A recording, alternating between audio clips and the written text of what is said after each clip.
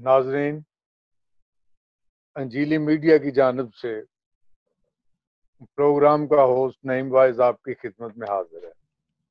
मेरे आज के मेहमान लंदन से डॉक्टर अख्तर अंजीली और न्यूयॉर्क से डॉक्टर प्रूडेंट अंजीली। और आज का जो हमारा प्रोग्राम है, ये जैसा कि आप जानते हैं कि आज की जो सबसे बड़ी परेशानी पूरी दुनिया के लिए हमारे सामने है, उसका नाम है कोरोना। तो इस हवाले से हम बात करेंगे। नाज़रीन, आप जानते हैं कि अंजीली मीडिया की जानिब से कोशिश की जाती है कि हम मक्खी पर मक्खी ना मारें, बल्कि हम कोई नई चीज सामने लेके आए, किसी नए पहलू से बात करें। जैसा कि हम जानते हैं कि कोरोना कोविड-19 के बारे में हजार प्रोग्राम जो है वो पेश किए जा चुके हैं, और बाज ऐसे हैं, ज्यादातर ऐसे हैं कि जो वही बात दोहराते हैं जो पहले लोगों ने की होती है। लेकिन हम अपनी रवायत को बरकरार रखते हुए अंजीली मीडिया की जानिब से कुछ नए पहलू जो हैं, जिस पे गालबन आज तक हम समझते हैं कि बात नहीं हुई, हम वो कोशिश करेंगे कि आपके सामने लाएं। लेकिन इससे पहले कि मैं बाकायदा अपने प्रोग्राम का आगाज करूं, तो कोविड-19 के हवाले से मैं चंद अल्फाज, चंद जुमले बोलना चाहता हूं जो बहुत तकलीफ दे हैं, लेकिन ये हकीकत पर मबनी है।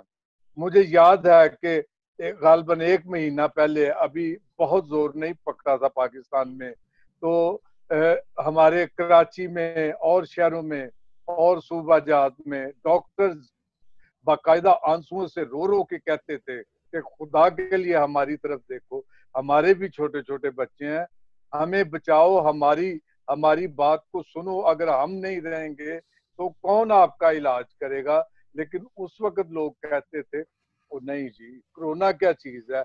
आज के अदाद शुमार के मुताबिक आज भी 37% पाकिस्तानी कोरोना पे कोई यकीन नहीं रखते। वो समझते हैं कि कोरोना नाम की कोई चीज नहीं है। मैं आज का हम न्यूज की खबर, ये बिल्कुल सच्ची खबर और हकायक के मुताबिक है, और मैं कहता हूं कि खुदा करे ये झूठ हो, खुदा न खास्ता। हम न्यूज की आज की खबर है, उसमें इंपीरियल कॉलेज ऑफ लंदन की रिसर्च के मुताबिक अगस्त तक पाकिस्तान में 22 से 23 लाख अफराद की जान जा सकती है। ये बहुत ही हौलनाक अदाद शुमार है। खुदा करे कि ये सब कुछ झूठ हो, लेकिन जो रवैया हमने मजमूई तौर पे रवैया रवा रखा पाकिस्तान में, और जिस तरह से हमने हर चीज को नजरअंदाज किया, उसके नताइज जो हैं अब आने शुरू हो गए हैं। मैं इसको, और पाकिस्तान में कुल मरीज अब तक 1,44,478 हो चुके हैं। मुल्क भर में जो आज एक दिन में मरीजों की तादाद है 5,248 हो गई है। 24 घंटों में 97 अफराद जान से हार चुके हैं, और मजमूई अमवात जो हैं वो 2,729 हो चुकी हैं। और हमें दवा के साथ साथ, दवा जो है वो सोशल डिस्टेंस है, उसके साथ साथ दुआओं की भी जरूरत है। खुदा पाकिस्तान को और पूरी दुनिया को इस बीमारी से बचाए। तो बाकायदा प्रोग्राम का आगाज करते हैं। तो जनाब, ये कोरोना ये है, ये एक छूत छात की बीमारी है। इसका मतलब ये होता है कि जो बीमारी, जिस बीमारी का फैलाव हो, जो फैले एक शख्स से दूसरे को, दूसरे से तीसरे को, तो इस तरह ये फैलती चली जाए, तो इसे वायरल डिजीज जो है वो कहते हैं। तो मैं ये आपको बताना चाहता हूँ कि ये कोई नई वबा नहीं है, ये इन्फेक्शन, ये तकलीफें नई नहीं है। हमारे कलाम मुकद्दस में, बाइबल मुकद्दस में कई जगह इन वबाओं का या इस किस्म की जानलेवा वबाओं का जिक्र आ चुका है। मैं मुख्तसरन, शायद हवाला पढ़ने का टाइम ना हो मेरे पास, लेकिन मैं कोशिश करता हूँ। जैसा कि अस्तिशना 32 बाब 23 से 24 आयत में आफतों के ढेर का जिक्र है, اور اس میں 5 آفتوں کا ذکر ہے جو سخت ہلاکت خیز ہیں. اسی طرح زبور 91 میں 3 مہلک وباؤں کا ذکر ہے اور کل 3 بار ان وباؤں کا ذکر ہوا ہے. حبوق نبی کی کتاب 3 باب 5 آیت میں لکھا ہے کہ وبا اس کے آگے آگے چلتی ہے. یسایہ 26 باب 20 آیت میں لکھا ہے کہ جب تک غضب ٹل نہ جائے. اور اسی طرح حضرت موسیٰ حضرت داؤد کی اقوام پر ایسی ہی وبائیں آئیں. اور انجیل مقدس کی آخری کتاب مکاشفہ میں بھی اس وبا کا ذکر ہے. تو یہ مختصراً میں نے بائبل مقدس سے کلام الہی سے وباؤں کے بارے میں آپ کی خدمت میں عرض کی. تو اب ہم چلتے ہیں اپنے مہمانوں کی جانب. تو میرا سوال ڈاکٹر پروڈنٹ آپ سے ہے. خوش آمدید. شکریہ. تو یہ جیسا کہ میں نے عرض کیا ہے بائبل کے حوالے سے کہ بائبل مقدس میں ہمیں وباؤں کا ذکر ملتا ہے. تو آپ ہمیں ذرا یہ بتائیں کہ جو بائبل مقدس کے بعد یعنی ان وباؤں کے بارے میں کیا حالات رہے ہیں اور کس طرح ہم جانتے ہیں کہ دنیا کی تاریخ میں کس طرح ان وباؤں کا ذکر جو ہے وہ ملتا ہے. شکریہ نعیم صاحب. بائبل کی آفات جن کا آپ نے ذکر کیا ہے اس کے بعد اگر ہم تاریخ دیکھیں, دنیا کی تاریخ دیکھیں, تاریخ عالم دیکھیں تو اس میں چند وبائیں ہیں جو بہت بڑی وبائیں ثابت ہوئیں, بڑی جان لیوا, بڑی تباہ کن ثابت ہوئیں. اور ان میں سب سے پہلے تو 541 بعد از مسیح 541 AD میں ہم دیکھتے ہیں کہ ایک پلیگ آئی جس کا نام تاریخ میں بیان کیا جاتا ہے دا پلیگ آف جسٹینین پلیگ کے طور پہ سے یاد کیا جاتا ہے. اور یہ بازنطینی یا بیزنٹائن امپائر جو ہے اس میں کانسٹینٹینوپل کے دور میں یہ وبا پھیلی اور یورپ, افریقہ اور ایشیا تک پھیلتی چلی گئی. اور اس سے کم از کم کہا جاتا ہے کہ 10,000 سے زائد اموات ہر دن ہوتی تھی. اور آخر کار یہ تقریباً 25 کروڑ لوگوں 25 ملین لوگوں کی جان لے کر ختم ہوئی. 2.5 کروڑ کہہ سکتے ہیں. اس میں لوگوں نے اپنی جان کی بازی ہاری. اس کے بعد بلیک ڈیتھ آئی, بڑی مشہور ہے تاریخ میں یہ وبا. 1347 میں شروع ہوئی اور جا کے 1353 میں کہیں جا کے ختم ہوئی, بلکہ سب سائڈ ہوئی. اور اس سے تقریباً کہا جاتا ہے کہ 50 ملین لوگ متاثر ہوئے یعنی انفیکٹ ہوئے اور 5 کروڑ سے زائد اموات اس سے واقع ہوئیں. اس کے بعد ہم دیکھتے ہیں ایک اور بڑی پلیگ جس کا تاریخ میں ذکر آتا ہے, وہ ہے اٹالین پلیگ اسے کہا جاتا ہے. اٹلی میں, خاص طور پہ اٹلی کے ہی گردنواں میں یہ واقعہ ہوئی اور یہ 1629 میں شروع ہوئی اور تقریباً 1631 تک گئی. اور اس میں جو نام ہے جہاں یہ شروع ہوئی, یہ بڑے میرے سامنے یہ بڑے دلچسپ نام آتے ہیں. مینٹوا سے شروع ہوئی. یہ مینٹوا وہ شہر ہے جس کا شیکسپیئر نے اپنے ڈرامے رومیو اینڈ جولیٹ میں ذکر کیا ہے. اور یہ وہ شہر ہے جہاں رومیو قتل کرنے کے بعد بھاگ جاتا ہے, اس کو بلکہ جلاوطن کر دیا جاتا ہے.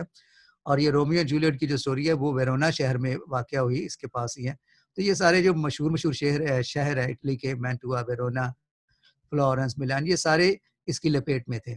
اور اس وبا نے بھی لاکھوں کی تعداد میں لوگوں کی جان لی. اس کے بعد ہم دیکھتے ہیں گریٹ پلیگ آف لندن. یہ بھی بڑی مشہور ہے تاریخ میں اور اس کے بارے کہا جاتا ہے کہ یہ جب اپنے پیک پہ تھی تو ہر روز تقریباً 1,000 لوگ اس سے مر رہے تھے. تو ہفتے میں تقریباً 8,000 سے بھی زیادہ اموات ہو جاتی تھی اس وبا کی وجہ سے. اور اس کے بعد یہ کون سے دور میں تھی؟ یہ دا گریٹ پلیگ یہ بھی تقریباً 17ویں 18ویں صدی کے درمیان میں آتی ہے اور اس سے بھی لاکھوں موات ہوئیں. اور جو پیک ہے اس کا وہ اندازہ کریں کہ 1,000 تک اموات پر ڈے فی دن ہو جاتی تھی. جب یہ موجودہ پلیگ کو ہم کمپیئر کرتے ہیں ابھی جو ہے کووڈ-19, تو اس میں جو ہائیسٹ نمبر ہے یومیہ اموات کا وہ نیو یارک میں تھا اور وہ تھا 800. اور اندازہ کریں یہ اس سے بھی زیادہ تھی. 800 اموات نیو یارک میں ہائیسٹ پیک اس کو ریکارڈ کیا گیا تھا اور اس سے پھر نیچے سب سائڈ ہونا شروع ہوا نمبر. اور اس کے بعد ہم دیکھتے ہیں تیسری اس کو کہتے تھے تھرڈ پلیگ پینڈیمک، یہ 1855 میں چائنا سے ہی چلی، یونان صوبے میں سے، اور یہ بھی کئی سال تک جاری رہی، اور یہ چائنا سے چل کے انڈیا گئی. انڈیا اس وقت پاکستان انڈیا ایک ہی تھے، یونائٹڈ انڈیا تھا، اور اس میں تقریباً 1.5 کروڑ اموات ہوئیں، اور یہ بھی نہایت ہی بھیانک تھی کیونکہ اس وقت ایسے طبی سہولیات نہیں تھی.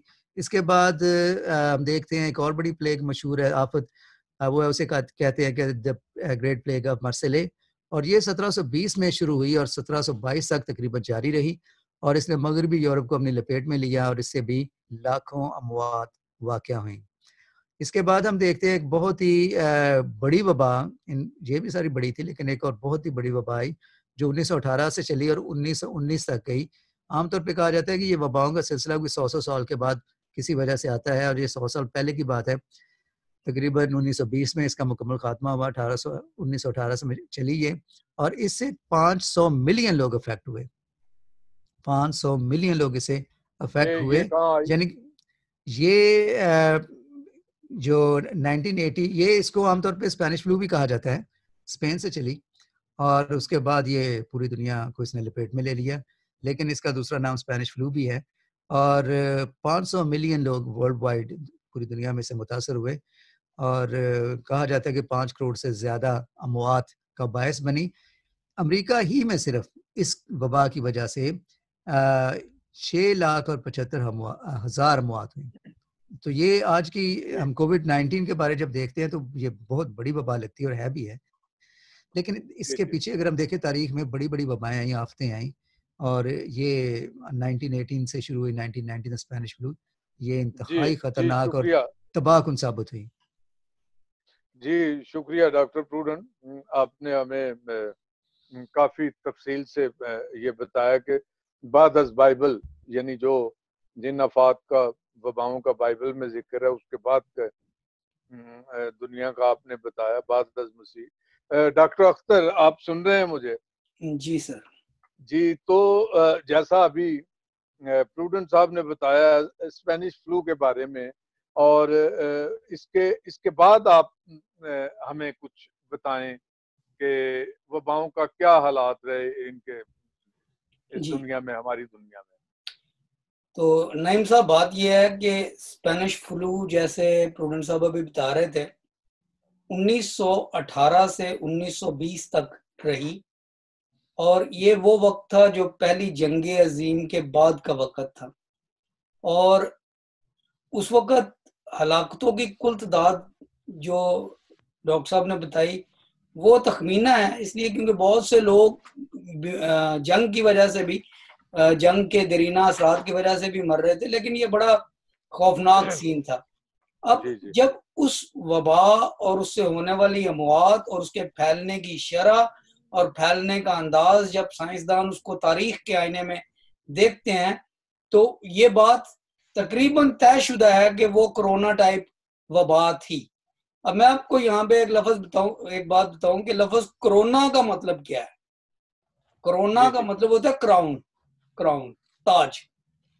جی جب کرونا وائرس کو، جب اس وائرس کو الیکٹران مائکروسکوپ میں دیکھا جاتا ہے تو یوں لگتا ہے گویا ایک تاج ہے جس میں بہت سارے ہیرے جڑے ہوئے ہیں، بڑا چمکدار سا لگتا ہے، اس لیے اس کو کرونا کہتے ہیں.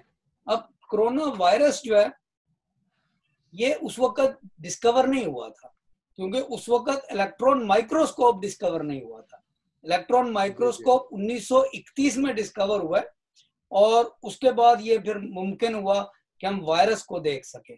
ایک بات میں اور آپ کو بتاتا چلوں کہ وائرس جیسے آپ نے ابتدائیے میں فرمایا اس دنیا میں ابتدا سے ہے، تاریخ کے شروع سے ہے، جیسے چکن پاکس ہے، اسمال پاکس ہے، پولیو ہے، انفلوئنزا ہے، ایڈز ہے، یہ تمام بیماریاں وائرس سے پھیلتی ہیں، لیکن وائرس نام کی چیز کا کسی کو پتہ نہیں تھا.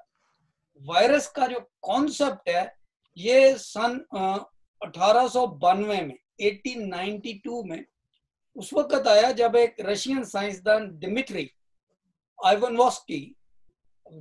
ایونوسکی جو تھے، یہ دراصل ایک پلانٹ بایولوجسٹ تھے، یہ پودوں کی سٹڈی کیا کرتے تھے، बॉटनिस्ट थे, और इन्होंने एक फिल्टर लगाया जिसमें से तमाम बैक्टीरिया को निकाला जा सके। जब बैक्टीरिया निकल गया तो उसके बावजूद जो पानी छलन के नीचे जा रहा था वो फिर भी बीमारी पैदा कर रहा था। अब उस वक्त इलेक्ट्रॉन माइक्रोस्कोप नहीं था, लिहाजा उन्होंने कहा कि बैक्टीरिया तो सारे निकल गए, लिहाजा ये पानी जहरीला है। उन्हें पता नहीं था कि वो जहरीला क्या है पानी में, लिहाजा उन्होंने लफ्ज वायरस, जिसका तर्जमा जहर है, किया कि इसमें वायरस है। वायरस की शिनाख्त 1931 में तब हुई जब इलेक्ट्रॉन माइक्रोस्कोप आया। तो जो प्रूडेंट साहब बात कर रहे थे, वो वबा के जो खद्दो खाल थे, स्पेनिश फ्लू जिसे हम कहते हैं, वो दरअसल कोरोना वायरस टाइप ही चीज थी। और कोरोना वायरस के दरअसल कोरोना वायरस एक वायरस का नाम नहीं है, ये वायरसेस का एक ग्रुप है, एक फैमिली है। और यहाँ पे मैं लफ्ज फैमिली बड़े एहतियात से इस्तेमाल कर रहा हूँ सिर्फ समझाने के लिए। और इसमें 7 वायरसेस हैं जो पहले भी आए और आकर चले भी गए। जैसे मिसाल के तौर पे मर्स वायरस था, इसको कहते थे middle east respiratory syndrome virus. फिर उसके बाद सार्स आया, severe acute respiratory syndrome virus. अब बहुत से लोग ये कहते हैं जी कोरोना पहले भी आया था, लोगों ने शोर मचाया था, ये कोई नई बात नहीं है। देखें, कोरोना एक फैमिली है वायरसेस की, या जब ये वायरस का एक ग्रो है जो बदलता रहता है, फैमिली कहना शायद इसे इतना सही नहीं है, ये बदलता रहता है। तो ये मर्स था, फिर सार्स बना, अब ये कोविड-19, इसको नोवेल कोरोना कहते हैं, यानी कि ये कोरोना की एक नई चीज है। किसी वक्त हम प्रोग्राम में बताएंगे ये कोरोना बदलता कैसे है, अभी इतना वक्त नहीं है। लेकिन कहने का मकसद ये है इस वक्त कि जैसे अभी मेरा प्रूडेंट साहब ने इशारा किया था कि ये वबाएं तकरीबन 100 साल का दौरानिया देने के बाद फिर हाजिर हो जाती हैं। और इसलिए ये इस बार जो कोरोना आया है, इसमें सबसे बड़ी वजह जो है नईम साहब, जो मैं बताना चाहता हूँ अपने नाजरीन को, और वो ये है कि दरअसल कोरोना वायरस इंसानी वायरस नहीं है। इंसान के ऊपर हजारों वायरस होते हैं, पौधों के ऊपर हजारों वायरस है, जानवरों में। कोरोना वायरस दरअसल जानवरों का वायरस है, जो जानवरों को बहुत इकट्ठा रखने से, उन पे जुल्म तशद्दुद करने से, पिंजरों में बंद करने से उसका डीएनए बदल जाता है, उसको म्यूटेशन कहते हैं। तो ये डीएनए बदलने से वो इस काबिल हो गया है, इतना अहल हो गया है कोरोना, कि वो इंसानों के सेल्स में जाके तो परवरिश कर सकता है। ये साइंटिफिक बातें हैं, लेकिन जो मैं बात कहने की कोशिश कर रहा हूँ वो ये है कि कोरोना वायरस दरअसल एक एनिमल वायरस है जो म्यूटेट हुआ है और जो इंसानों में आया है। और इसकी बुनियादी वजह ये है कि इंसानों ने जानवरों को इकट्ठा इतना रखा है कि वो मुख्तलिफ वायरसेस मिलके तो ये एक नया डीएनए या आरएनए बन गया है, एक नया जीनोटाइप बन गया है। जी डॉक्टर साहब, आपकी बात पहुंच गई, बहुत शुक्रिया। और डॉक्टर प्रूडेंट, जैसा कि बताया, डॉक्टर अख्तर ने बताया, लेकिन चूंकि हमारे पास इतना टाइम नहीं, हम थोड़ा थोड़ा जो है इसको लेके चलेंगे। तो डॉक्टर साहब, जैसा कि दुनिया की इकोनॉमी जो है वो बर्बाद होके रह गई है, तो डॉक्टर प्रूडेंट आप हमें बताएं कि कोविड-19 से पैदा होने वाला जो इक्तिसादी बहरान है वो क्या है, और इसके क्या असरात जो हैं वो दुनिया पर मुरतब हुए हैं या होंगे। नईम साहब, ये इक्तिसादी बहरान जो है ये इतना गंभीर और इतना संजीदा है कि इसका अहाता करना नहायत ही मुश्किल काम है। लेकिन इसके असरात अब वाज़े तौर पे दिखाई देना शुरू हो गए हैं, क्योंकि इसका ताल्लुक सियासत के साथ भी है। मुल्कों की सियासत, मुल्कों की आगे भागदौड़ किन पार्टीज ने संभालनी है, ये इसके साथ डायरेक्टली इसका भी लिंक बनता है। लेकिन अभी जो मौजूदा सूरत हाल है, इसमें कहा जाता है कि अगर मौजूदा कोविड-19 की शक्ल को देखा जाए और जायज़ा लिया जाए, तज्ज़िया किया जाए, तो अभी ये अगर इसको सिंगल हिट माना जाए, सिंगल हिट से मुराद है कि अगर दूसरी वेव ना आए, अगर ये तस्लीम कर लिया जाए या तसव्वुर कर लिया जाए कि ये एक ही दफ़ा आई है और ये कोविड-19 ख़त्म हो जाएगी और इसकी सेकंड वेव नहीं आएगी, यानी कि اگر پوری دنیا اس کی سنگل ہٹ لیتی ہے جو کہ ابھی ہے جس میں ابھی ہم گزر رہے ہیں، بلکہ کہیں کہیں تو اب یہ سیکنڈ ویو بھی نظر آنا شروع ہو چکی ہے، اگر یہ سنگل ہٹ پہ ہی اس کا تجزیہ کیا جائے تو کہا جاتا ہے کہ دنیا کی پوری دنیا کی جو معیشت ہے یا جس میں تجارت بھی ہے، صنعت بھی ہے اور ہر طرح کا کاروبار شامل ہے، اگر اس کا اندازہ کیا جائے سنگل ہٹ میں کے کانٹیکس میں تو یہ 6% سے بھی کم 6% تک کہا جا سکتا ہے کہ یہ معیشت کی جو گروتھ ہے اس میں کمی آئے گی، یعنی کہ جو ریٹ گروتھ کا چل رہا تھا کووڈ-19 تک اس میں اب 6% تک گراوٹ آ جائے گی۔ اور اگر صرف برطانیہ کو دیکھیں تو اس کا فگر اس سے بھی زیادہ نظر آتے ہیں، اس کے بارے کہا جاتا ہے کہ برطانیہ کی 11.5% جو گروتھ ریٹ تھا اکانومی کا، معیشت کا، وہ کمی کی طرف چلا جائے گا، زوال کی طرف چلا جائے گا۔ اس کے علاوہ اگر یورپ میں ہی رہیں تو دیکھا جائے تو اسپین جو ہے اس کے بارے کہا جاتا ہے کہ 11.3% جو ہے اس کی جو معاشی ترقی کا ریشو ہے وہ نیچے گر سکتا ہے۔ اٹلی کے بارے میں بھی کچھ ایسے ہی فگرز ہیں لیکن اس کا تھوڑا سا بہتر ہے، پھر بھی اس کے بارے کہا جاتا ہے کہ تقریباً 3.6% اس کا اثر ہوگا۔ لیکن اگر آپ دیکھیں مجموعی طور پہ تو 2020 جس میں سے ابھی ہم گزر رہے ہیں اس کے بارے میں کہا جاتا ہے کہ عالمی طور پہ یہ کم از کم 6-7% عالمی منڈی میں جو معیشت کی صورتحال ہے وہ متاثر ہوگی، 6-7% تک اس میں کمی آ سکتی ہے، یعنی اور یہ ساری مشروط ہے سنگل ہٹ کے ساتھ، اگر سیکنڈ ویو نہ آئی تو۔ جی، تو اس کا مطلب یہ ہے کہ یہ ایک اس کے جو بحران کے اثرات ہیں اقتصادی بحران، یہ ایک طویل عرصے تک دنیا پر رہیں گے اور دنیا کی معیشت کو سنبھلنے میں ایک بہت لمبا ٹائم لگے گا۔ ڈاکٹر اختر جی تھوڑی سی میں اس میں اگر وقت دیں تو میں وضاحت کرتا جاؤں کہ اس کے یہ جو میں نے ابھی فگرز بتائے لیکن اس کے جو اثرات ہیں وہ دیکھیں، اس میں جو ورلڈ وائڈ ہے وہ ورک فورس جو ہے جسے کہتے ہیں کہ افرادی قوت، اس کی ڈیمانڈ میں نہایت ہی کمی آ جائے گی، کیونکہ لوگ جو ہے گھروں میں اب کہتے ہیں دور رہ کے کام کرنا، ریموٹ ورک وہ شروع ہو گیا، بہت سارے جاب لاسز ہوئے ہیں۔ میں آپ کو بتاؤں کہ اتنے زیادہ جاب لاسز ہوئے ہیں کہ ورلڈ وائڈ کہا جا رہا ہے کہ یہ اکنامک کنڈیشن ایسی ہے موجودہ 305 million job full time job losses ہوئے ہیں، یہ پارٹ ٹائم کے نہیں ہیں، فل ٹائم جاب لاسز جو ہیں 305 ملین ہو چکے ہیں۔ صرف امریکہ میں اگر آپ دیکھیں تو 12 ہفتوں میں 44 ملین لوگوں نے بے روزگاری کی برات جسے کہتے ہیں انگلش میں ان امپلائمنٹ بینیفٹس کے لیے درخواستیں دائر کی ہیں، 44 ملین صرف امریکہ ہی میں۔ تو آپ اسے اندازہ کریں کہ کس قدر زیادہ معاشی حالات اس کے متاثر ہوئے ہیں۔ یہ ہم دیکھتے ہیں کہ یہ جو بڑے بڑے ممالک ہیں یہ ان کا حال ہے، تو جو تیسری دنیا یا غریب ممالک ہیں وہاں تو بالکل اور بھی زیادہ خراب ہوں گے۔ ہم آگے چلتے ہیں۔ ڈاکٹر اختر، آپ جیسا کہ آپ نے سنا اقتصادی بحران کے بارے میں ڈاکٹر پروڈن نے ہمیں بتایا ہے، تو اس کے علاوہ آپ کیا سمجھتے ہیں کہ کہاں کہاں پہ اس کی وجہ سے خرابیاں پیدا ہوئی ہیں یا کہاں کہاں پہ ہوں گی خرابیاں؟ تو ذرا مختصر ٹائم میں ڈاکٹر اختر بتائیں ہمیں۔ جی، سب سے پہلی تو بات یہ ہے کہ میں سوچتا ہوں کہ تعلیم کا نظام جو ہے وہ بڑا متاثر ہوا ہے اور تعلیم میں بڑی تبدیلی آئے گی۔ دنیا کے نصابوں میں، عالمی ممالک کے نصابوں میں تبدیلی آئے گی۔ آپ کو یاد ہوگا کہ سب سے پہلا جہاز جو اڑایا تھا رائٹ بردر نے 1903 میں تھا، اور اس کے بعد فزکس کی تعلیم میں اتنی تیزی آئی کہ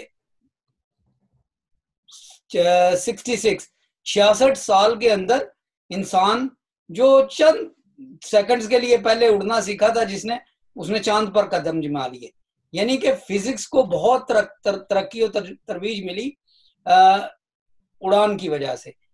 اب یہ بحران جو آیا ہے اس کی وجہ سے میرے خیال میں ہونا تو یہ چاہیے کہ تمام ممالک میں اور خاص طور پر ترقی پذیر ممالک میں بایولوجی کی تعلیم کو، وائرالوجی کی تعلیم کو، مائکرو بایولوجی کی تعلیم کو عام کیا جائے اور کیا جانا چاہیے تاکہ لوگ آئندہ اس طرح کی وباؤں سے بچ سکے۔ یہ پہلی بات ہے۔ دوسری بات جو میں کہنا چاہتا ہوں اختصار سے وہ یہ ہے کہ مجھے یوں لگتا ہے جیسے ورلڈ ہیلتھ آرگنائزیشن عالمی ادارہ صحت جو ہے وہ ٹوٹ پھوٹ کا شکار ہو جائے گا. اور میں صرف چند جملوں میں یہ بتانا چاہتا ہوں کیوں. اس لیے کیونکہ WHO ورلڈ ہیلتھ آرگنائزیشن کا سب سے بڑا ڈونر امریکہ تھا. امریکہ نے اس کے اوپر صدر ڈونلڈ ٹرمپ نے اس کے اوپر اظہار کیا ہے کہ ہمیں ان پہ اب اعتبار نہیں رہا. چائنا نے ان کو سپورٹ کرنا شروع کر دیا ہے اور یہ بڑی خطرناک بات ہے کیونکہ ورلڈ ہیلتھ آرگنائزیشن 1948 میں قائم ہوئی. اس کے بعد چاہے رشیا امریکہ میں کولڈ وار رہی, چاہے چائنا کی رشیا کے ساتھ, چاہے جاپان کی امریکہ کے ساتھ اکنامک وار رہی, جو بھی ہے, لیکن ورلڈ ہیلتھ آرگنائزیشن کو ہمیشہ ایک عالمی ادارے کے طور پہ ڈیل کیا گیا. اب یہ مجھے ایسے لگ رہا ہے جیسے دراڑیں پڑ رہی ہیں اور ہو سکتا ہے کہ ورلڈ ہیلتھ آرگنائزیشن کے متبادل ایک اور ادارہ قائم ہو جائے یا اس کے بکھرے ہو جائیں. یہ میرے نزدیک ایک بہت بڑی بات ہے جو ہونے کو جا رہی ہے. یعنی آپ سمجھتے ہیں کہ ایسا ہو سکتا ہے؟ جی. تو ابھی آپ نے رائٹ برادرن کا ذکر کیا, تو کیا آپ سمجھتے ہیں کہ جو ہمارا جو فضائی نظام ہے, جو یہ جو جہاز دوڑتے آتے جاتے, جیسے کہ لندن کا مصروف ترین ایئرپورٹ ہے, تو اس میں بھی کوئی تبدیلی آپ دیکھ رہے ہیں؟ بالکل سر, یہ فضائی سفر جو ہیں وہ نسبتاً بہت کم ہو جائیں گے اور اس کا جواز یہ ہے کہ ایک تو فضائی سفر مہنگے ہو جائیں گے کیونکہ آپ دیکھیں جب 9/11 کا واقعہ ہوا تھا, 11 سپٹمبر 2001 کا واقعہ ہوا تھا, ٹوین ٹاورز گرائے گئے تھے نیو یارک میں, تو اس کے بعد فضائی سفر بہت مہنگا ہو گیا تھا اور طویل تھا چیک اپ, اور اس کے لیے جو سیکیورٹی انتظامات کرنے پڑے تھے وہ سارا کچھ. اب یہ سارے انتظامات ٹیررزم کے لحاظ سے نہیں ہیں, یہ وائرل سپریڈ کے لحاظ سے دوبارہ ان کو ریویمپ کیا جائے گا. اور اب ذرا تصور کریں کہ جب سیکیورٹی کے لیے لوگ جاتے ہیں تو اس کے بعد ایک بار جب وہ سیکیورٹی کلیئر ہو جاتی ہے تو وہ چاہے کتنے قریب کیوں نہ بیٹھ جائیں, جیسے اکانومی کلاس پہ ہوتا ہے. لیکن یہ وائرالوجی کے اب جو معاملات ہوں گے اور اس میں اگر وہ 2 میٹر کا ڈسٹنس رکھنا پڑے تو اب تصور کریں کہ جہازوں کی فلائٹس کتنی مہنگی ہوں گی. تو یہ بھی ایک نیگیٹو ایفیکٹ ہے. میں جانے سے پہلے ایک چھوٹا سا پازیٹیو ایفیکٹ بتا دیتا ہوں سر, اور وہ یہ ہے کہ فطرت کا توازن بحال ہوا ہے. بہت سے ایسے سمندر جہاں پہ کچھ مچھلیاں اور جنگلی سمندری جانور نہیں نظر آتے تھے, وہاں پہ دوبارہ وہ جانور آنے شروع ہو گئے. جہازوں کی کمی کی وجہ سے پرندوں نے دوبارہ فضاؤں کا سفر شروع کیا ہے, پہاڑوں میں زیادہ زندگی نظر آ رہی ہے. تو جہاں جہاں انسان نے اپنی جڑیں گاڑی ہوئی تھی, جیسے جیسے انسان نے فطرت کو آزاد کیا ہے, فطرت ایک بار پھر بحالی کی طرف آنا شروع ہوئی ہے اور یہ ایک بڑا مثبت عمل ہوا ہے. جی جی, یہ ایک مثبت پہلو ہے جو آپ بتا رہے ہیں کہ فطرت کا توازن جو ہے وہ بہتر ہونا شروع ہو گیا ہے, اور اس کے اثار ہمیں نظر بھی آتے ہیں. ڈاکٹر پروڈنٹ, آپ ہمیں ذرا مختصراً بتائیں کہ کیا کووڈ-19 کے بعد کوئی کیا جو سیاسی حالات ہیں ملکوں کے, دنیا کے, کیا اس میں بھی کچھ کمی بیشی آپ دیکھ رہے ہیں, کوئی تبدیلی آئے گی یا کیا آپ سمجھتے ہیں؟ فی الحال تو اس پہ بڑی خاموشی سی محسوس ہو رہی ہے, لیکن یقیناً یہ ایک جیسے کووڈ-19 سے کوئی چیز بھی محفوظ نہیں رہی, تو سیاسی صورتحال جو دنیا کی ہے وہ تو یقیناً اس سے متاثر ہوئی ہے اور ہوگی, اور بہت بڑے طریقے سے ہوگی. اب نئے الائنسز بنیں گے, نئے گٹھ جوڑ بنیں گے, نئے اتحاد بنیں گے. پرانے جو اتحاد تھے ان کو دوبارہ پرکھا جائے گا کہ ان کی افادیت تھی یا یہ ان صورتحال میں اپنا کردار ادا کر بھی سکیں یا نہیں. جہاں تک کہ میں تو UNO کو بھی دیکھ رہا ہوں کہ اس میں بھی کافی آگے جا کے ہلچل مچے گی. اس کے اندر بھی اس کی افادیت اور اس کی جو انکلینیشن ہے یا کہ کس طرف اس کا جھکاؤ ہے, یہ اس کے اندر بھی کافی ہلچل مچے گی. اور WHO کا ذکر WHO کا ڈاکٹر اختر نے ابھی کر ہی دیا ہے کہ اس کو تو ریویمپ ڈیفینیٹلی میرا حال کیا ہی جائے گا. اس کے علاوہ نیٹو ہے اور دیگر جو بڑے بڑے یہ الائنسز ہیں, یہ یقیناً ان پہ بہت بڑا کویسچن مارک لگے گا, اور یہ خود بیٹھیں گے اور سوچیں گے کہ آیا ہم جس سمت میں ابھی تک چلتے رہے ہیں وہ ہمارے لیے ٹھیک بھی ہے کہ نہیں. اس کے علاوہ جیسے جو حالات بنتے جا رہے ہیں، اس میں جو میں دیکھ رہا ہوں وہ یہ ہے کہ جو جدید لبرل آئیڈیالوجی ہے، جسے کہتے ہیں نیو لبرل آئیڈیالوجی، وہ ڈیفینیٹلی اس کو ایک بہت بڑا دھچکا لگے گا. یہ لبرل سوچ جو ہے کہ بارڈر نہیں ہونے چاہیے، اور یہ ہر لبرل آئیڈیالوجی جو ہے اس کو سیٹ بیک ہوگا، جس کی وجہ سے جو رائٹ ونگ پارٹیز ہیں، رائٹ ونگ پارٹیز جو ہیں، جو بائیں بازو کی، ہاں دائیں بازو کی جو پارٹیز ہیں، یہ ان کو اس سے یقیناً تقویت ملے. کنزرویٹو جو ہے، کنزرویٹو یا مذہب پسند جو ہیں ان کو تقویت ملے گی، لیکن اس کا مطلب یہ نہیں ہے کہ ان کو تقویت ملے گی اور وہ مضبوط ہو جائیں گے، لیکن ان کو ریزسٹنس بھی بہت سخت ملے گی، کیونکہ اب جو ہے وہ بیٹل لائن، جیسے انگلش میں کہتے ہیں نا بیٹل لائنز آر ڈرون، اب تلواریں جو ہیں وہ نکل چکی ہیں. اب حالات جو ہیں وہ سیاسی جو افق پہ اور شدت آئے گی، اور جو عالمی اتحاد ہیں وہ بھی بدل جائیں گے، بلکہ جو سیاسی پلس پہ نظر رکھنے والے ہیں وہ محسوس کرتے ہیں کہ آگے جا کے رشیا، ترکی اور ایران یہ اتنا بڑا سخت اور پاورفل بلاک بنائیں گے کہ یہ الگ سے ان کی جو حیثیت ہوگی وہ دنیا کے لیے ایک بہت بڑا چیلنج بن سکتی ہے.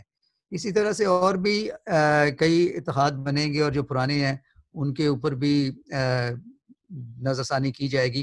ہمارے اپنے جو پاکستان میں سارک ہے وہ تو پہلے بھی اتنی کوئی مؤثر نہیں تھا، اور میرا خیال ہے آئندہ وقتوں میں شاید اس کا تو بالکل ہی کوئی جواز ہی نہ رہے قائم رہنے کا. یعنی آپ سمجھتے ہیں کہ کام اجلاس کروانا تھا، وہ اجلاس کرتے رہتے ہیں کبھی کبھی. ہاں، تو آپ سمجھتے ہیں کہ ان معاملات میں کہیں نہ کہیں یہ کرونا جو وبا ہے اس کا بھی کہیں نہ کہیں ہاتھ ہوگا. یہ بڑا زبردست نقطہ آپ نے ڈاکٹر پروڈنٹ اٹھایا ہے. یہ جو آپ نے کہا تلواریں نکل چکی ہیں، تو یہ تو بہت بڑا موضوع ہے، ٹاپک ہے. تو اس کے لیے ہم اس کا پارٹ 2 ہمیں بنانا پڑے گا، یہ سوچ کے کہ کہیں اس وائرس کے ذریعے، جیسا کہ ڈاکٹر اختر نے بھی بتایا کہ یہ وائرس جو ہے یہ انسانی وائرس نہیں ہے، یہ جانوروں سے منتقل ہوا ہے.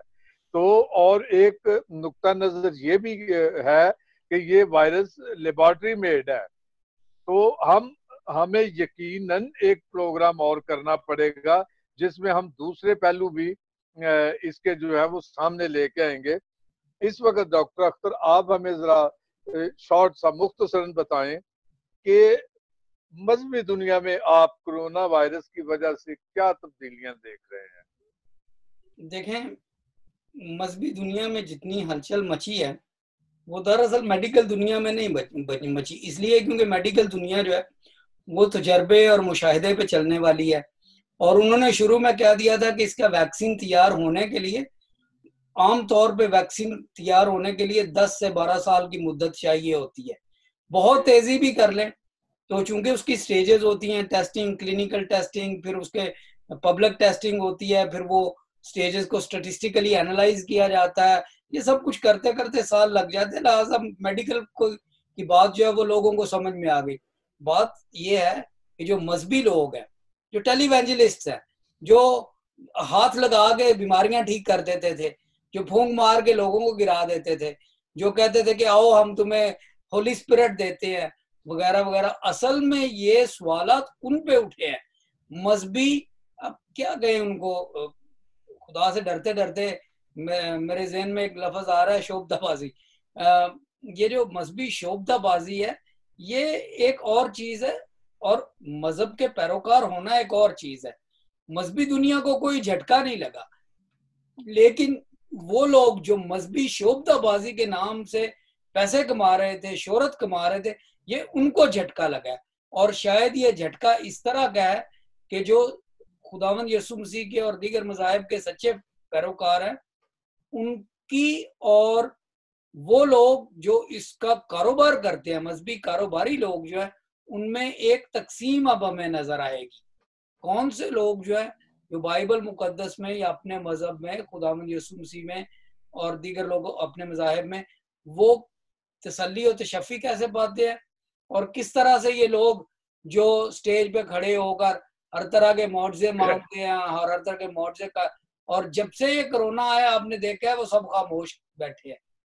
یعنی آپ مذہب فروشوں کی بات کر رہے ہیں؟ جی مذہب فروشوں جو ہر چیز کا دارو بیچ رہے تھے. جی جی تھینک یو سر. ڈاکٹر پروڈن آخر میں آپ کچھ کہنا چاہیں چند جملوں میں؟ یہ جو ابھی مذہب کے حوالے سے ڈاکٹر اختر بیان کر رہے تھے، اس میں جو فیتھ ہیلنگ کا کانسیپٹ ہے وہ یقیناً ہمیشہ سے ایک بہت بڑا اس پہ کویسچن مارک رہا ہے، لیکن اس کا مطلب یہ بھی نہیں کہ فیتھ ہیلنگ ہوتی نہیں ہے. خدا کے سچے خادم جو ہیں، خدا جن پہ خدا کا روح ہے، ان کے وسیلے سے فیتھ ہیلنگ ہوتی بھی ہے. لیکن جیسے ڈاکٹر اختر نے ابھی بیان کیا کہ جو اس کو ایز اے ہوکس، انگلش کا لفظ ہے ہوکس یا ڈھونگ، جو ہے بڑے گرج چمک کے ساتھ برسنے والے اور اونچی اونچی آوازوں میں بولنے والے شعلہ بیان خطیب جو تھے، اب وہ کہاں ہیں؟ چھپے ہوئے ہیں، لیکن آہستہ آہستہ دوبارہ نکلیں گے. ان کی البتہ یہاں اسکروٹنی ضرور ہوگی. اور سب سے بڑی بات یہ ہے کہ جو لوگ مذہب کو مانتے ہی نہیں ہیں، ملحد ہیں، ایتھیسٹ ہیں، ان کے لیے یہ بہت بڑا موقع ہاتھ لگا ہے مذہب کو، وہ کیا کہتے ہیں، کین کرنے کے لیے، مارنے کے لیے. اور یہ ہاں کہ اب مذہب کے ماننے والے ان کا خدا کہاں ہے یا ان کا نبی پیغمبر کہاں ہے. تو یہ بہت بڑی بات ہے کہ یہ کرونا جو ہے یہ مذہب کو خاصا بڑا جھٹکا دے کے گیا ہے. خاص طور پہ یہ ایک ہتھیار آ گیا ہاتھ ایتھیس کے.